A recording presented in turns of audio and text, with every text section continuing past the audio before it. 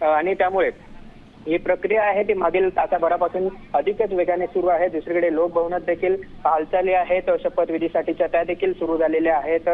हॉलमध्ये तो शपथविधी पार पडेल आणि या शपथविधीसाठी देखील सर्व आमदार खासदार दोन्ही सभागृहातील आमदार खासदार हे उपस्थित असणार आहेत। आणि आता काही वेळातच सुनेत्रा पवार या देखील आता देवगिरी बंगल्यावरून काही वेळातच या बैठकीसाठी पोहोचतील आणि ही 2 वाजताची बैठक विधान भवनात असणार आहे। या विधान भवनाच्या बैठकीत विधिमंडळाचा जो नेता आहे तो नेता म्हणून सुनेत्रा पवार यांच्या नावावर शिक्कामोर्तब केलं जाईल आणि त्या अनुषंगाने ही बैठक आहे। मात्र काही नेते अजूनही या ठिकाणी येतात। आता आपण बघतोय की आशिष शेलार जे भाजपचे नेते आहेत आणि मंत्री आहेत, आशिष शेलार ते त्या ठिकाणी सुनेत्रा पवार यांची भेटीसाठी पोहोचलेले आपण बघतोय। आपण बघितलं तर सकाळपासून केवळ राष्ट्रवादी पक्षाचे नेते आहेत ते या ठिकाणी आले होते, मात्र आता भाजपचे नेते मंत्री आशिष शेलार हे देखील आता सुनेत्रा पवार यांची सांत्वनपर भेट घेण्यासाठी देवगिरी या निवासस्थानी पोहोचलेले आहेत। सकाळपासून खरं तर त्यांच्या सांत्वनपर भेटीसाठी इतर नेते देखील येत होते, त्यांच्या भेटीगाठी घेत होते। आता भाजपचे नेते देखील आशिष शेलार हे या सांत्वनपर भेटीसाठी या ठिकाणी देवगिरी निवासस्थानी पोहोचलेले आहेत। त्यामुळे आता या हालचाली आहेत ते वेगाने सुरू झालेल्या आहेत। काही वेगळा निरोप काही घेऊन आलेत का याबाबत देखील जी काही माहिती आहे ती काही वेळाने समोर येईल। मात्र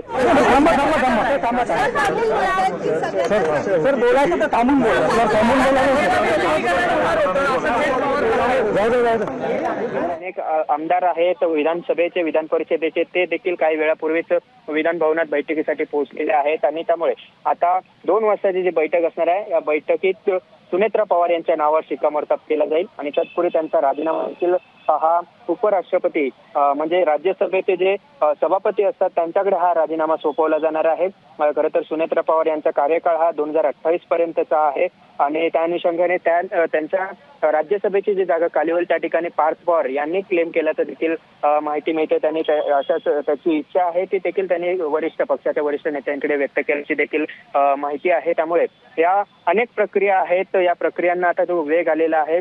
तत्पूर्वी महत्वाची म्हणजे उपमुख्यमंत्री पदाची शपथ घेण्याची जी जो कार्यक्रम आहे तो पार पाडण्यासाठी ज्या काही सुरुवातीच्या ज्या प्रक्रिया आहेत त्यामध्ये नेता निवडला जाईल, त्यानंतर मग ते पत्र हे राज्यपालांकडे सोपवलं जाईल। हे सर्व प्रक्रिया आहे ती अत्यंत महत्वाची आणि ती प्रक्रिया आता 2 वाजता जेव्हा बैठक पार पडेल या बैठकीत जेव्हा हा नेता ठरवला जाईल, सुनेत्रा पवार यांच्या नावावर शिक्कामोर्तब केलं जाईल, त्यानंतरचे जे पत्र आहे ते मग राज्यपालांकडे सोपवलं जाईल आणि मग शपथविधी संदर्भातील जे पत्र आहे ते देखील मग राज्यपालांकडे दिलं जाईल आणि त्यानंतर सायंकाळी 5:30 नंतर हा शपथविधीचा सोहळा आहे तो पार पडणार आहे आणि त्या अनुषंगाने लोकभवन मध्ये देखील त्या हालचाली आहेत ते सुरू झालेल्या आहेत। आता मात्र लक्ष आहे धन्यवाद तुम्ही दिलेल्या महत्त्वपूर्ण माहितीबद्दल। आपण पाहतोय राष्ट्रवादीचे नेते विधान भवनाकडे रवाना झालेले आहेत आणि विधिमंडळाची बैठक थोड्याच वेळात पार पडणाऱ्या या बैठकीमध्ये आता गटनेतेपदाची निवड केली जाणार आहे। गटनेतेपदी सुनेत्रा पवार यांची निवड केली जाणार असल्याची देखील माहिती समोर येते।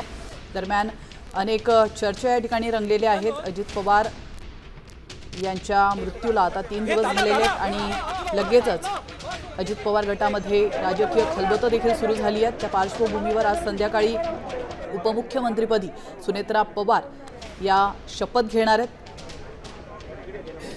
तर राष्ट्रवादीचे नेते हे विधान भवनाकडे रवाना झालेले आहेत। राष्ट्रवादीच्या विधिमंडळाची आज बैठक होणार आहे।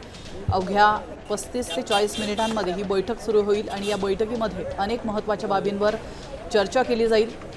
तर सुनेत्रा पवार यांची निवड उपमुख्यमंत्रीपदी आणि गटनेतेपदी करण्यावर या बैठकीमध्ये शिक्कामोर्तब होणार आहे आणि त्यानंतर पुढील राजकीय हालचालींना वेग आल्याचं देखील पाहायला मिळेल।